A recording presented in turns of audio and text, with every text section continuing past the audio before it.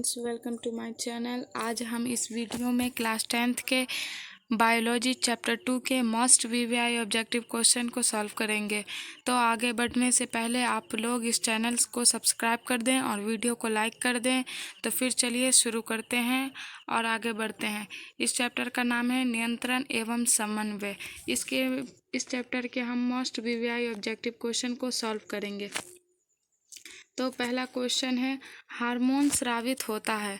Hormone कहाँ से स्रावित होता है? पहला है अंतःस्रावी ग्रंथि से, दूसरा है बहिस्रावी ग्रंथि से, तीसरा है नलिका ग्रंथि से और चौथा है इनमें से कोई नहीं। तो इसका सही आंसर होगा, तो आप लोगों को अगर पता है तो बताइए।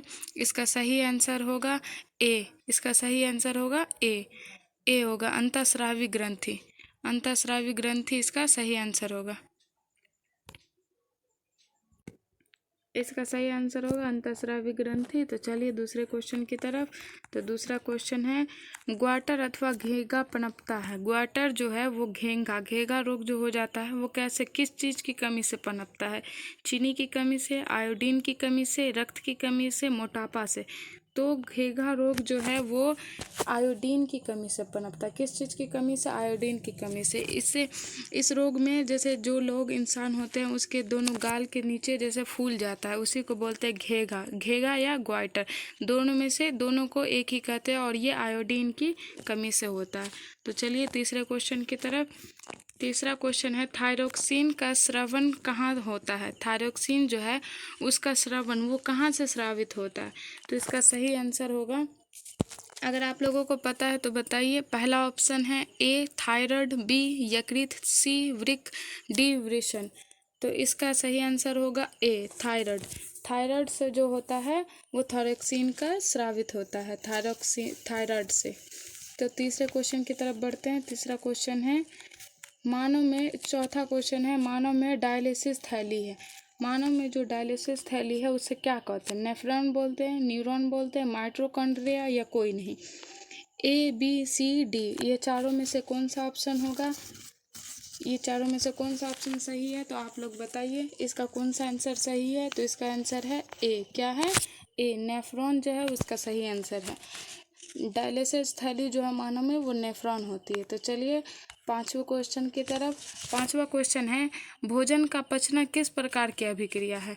भोजन का जो पचना है वो किस प्रकार की अभिक्रिया है? तो वो अभिक्रिया है उपचयन अभिक्रिया। कौन सी अभिक्रिया है? उपचयन अभिक्रिया ही भोजन का पकने की अभिक्रिया है।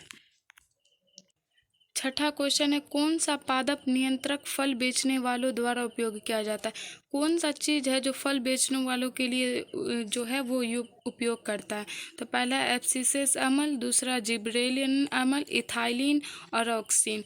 तो इसमें जो है ऑप्शन सी जो हो जाएगा इसका करेक्ट ऑप्शन हो जाएगा। क्या हो जाएगा? इसका ऑप्शन सी करेक्ट ऑप्शन हो जाएगा, इथाइलिन। इथाइलिन जो है वो फल को पकाने में काम आता है। किस चीज़ को? फल को पकाने में काम आता है। जो कच्चे फल रहते हैं उसको पकाने में काम आता है।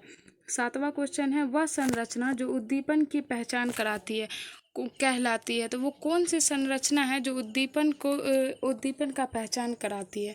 कौन सी संरचना? तो अगर आपको इसका आंसर पता है तो बताइए।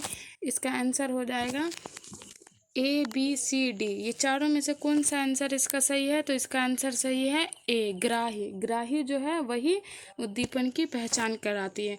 तो चलिए आगे बढ़ते हैं आठवें क्वेश्चन की तरफ। आठवां क्वेश्चन है, निम्नलिखित में से कौन सी एक अंतःस्रावी और बाह्यस्रावी ग्रंथि दो प्रकार की होती है? कौन सी ग्रंथि जो अंतःस्रावी और बाह्यस्रावी दोनों दो प्रकार की होती है? तो वो कौन सी ग्रंथि है? तो उसका आंसर हो जाएगा अग्नाशय। क्या हो जाएगा? ए जो हो जाएगा इसका सही आंसर हो जाएगा अग्नाशय। अग्नाशय जो है वो अंतःस्रावी ग्रंथि और बाह्यस्रावी ग्रंथि दो प्रकार के होते हैं। तो चलिए आगे बढ़ते हैं नाइन्थ क्वेश्चन की तरफ। कौन सी अंतःस्रावी ग्रंथि वृक्क के दोनों और ऊपर स्थित होती है? वृक्क जो होता है, वृक्क जो होता है वो दो होता है और उसके दोनों ओर उपस्थित होती है। वृक्क के दोनों ओर कौन सी ग्रंथि है जो उपस्थित होती है? तो वो ग्रंथि हो जाएगी, आप लोगों को अगर पता है तो बताइए, नहीं तो इसका आंसर हो जाएगा डी। क्या हो जाएगा? डी। यही डी जो है वो वृक्क के दोनों ओर उपस्थित होती है। तो चलिए एड्रीनल, इसको कहते हैं एड्रीनल। अब चलिए हम लोग अपने 10वें क्वेश्चन की तरफ बढ़ते हैं। जीवों में ध्वनि ग्रहण करने के लिए संवेदी अंग है। जो ध्वनि है, जो साउंड, उसको जो हम लोग एब्जॉर्ब करते हैं, सुनते हैं, उसको ग्रहण, संवेदी अंग कौन सा है हमारे शरीर में? तो वो अंग है श्रवण ग्राही अंग। क्या है? श्रवण ग्राही अंग। इसी के जरिए हम ध्वनि ग्रहण करते हैं। तो चलिए आगे बढ़ते हैं 11वें क्वेश्चन की तरफ। वृक्क के ऊपर स्थित अंतःस्रावी ग्रंथि है। वृक्क जो है उसके ऊपर जो ग्रंथि है, अंतःस्रावी ग्रंथि, उसे क्या कहते हैं? अंतःस्रावी ग्रंथि को बोलेंगे हम लोग अधिवृक्क ग्रंथि। क्या बोलेंगे? अधिवृक्क ग्रंथि। जो अधिवृक्क ग्रंथि ही अंतःस्रावी ग्रंथि है जो वृक्क के ऊपर होती है। 13वें क्वेश्चन की तरफ बढ़ेंगे हम लोग। अधिकतर पादप नियंत्रक उत्पन्न होते हैं। अधिकतर जो पादप नियंत्रक उत्पन्न होते हैं वो किस चीज़ से होते हैं, कैसे होते हैं? तो पहला ए ऑप्शन है बढ़ते तने के अग्रभाग पर, बी है बढ़ती जड़ के अग्रभाग पर, सी फ्लोएम की संवहनी नलियों पर, डी है ए और बी दोनों पर। तो इसका सही आंसर हो जाएगा ए और बी दोनों पर, क्योंकि बढ़ते तने के अग्रभाग पर भी होता है और बढ़ती जड़ के अग्रभाग पर भी होता है। तो चलिए अब हम लोग, अगर आपको ये वीडियो पसंद आ रही है तो चैनल को सब्सक्राइब करिए, और अभी तक लाइक नहीं किया वीडियो को तो लाइक कर दीजिए। और चलिए आगे बढ़ते हैं। आपको अगर पसंद आया वीडियो तो इसी तरीके से बने रहिए। इसका चैप्टर 3 का भी वीडियो ऐसे ही अपलोड होगा। आगे का क्वेश्चन है, बीज रहित फलों के बनने को कहते हैं। बिना बीज का जो फल होता है उसको बनने को क्या कहते हैं? बीज रहित फलों के बनने को क्या कहते हैं? तो इसमें से हो जाएगा अनिषेक फलन, अनिषेक अंड पे अग्र प्रभाविकता। तो इसका सही आंसर डी है, इनमें से कोई नहीं। तो इसका सही आंसर क्या होगा? आप लोगों को पता है तो बताइए, नहीं तो इसका सही आंसर हो जाएगा अग्र प्रभाविकता। क्या हो जाएगा? अग्र प्रभाविकता।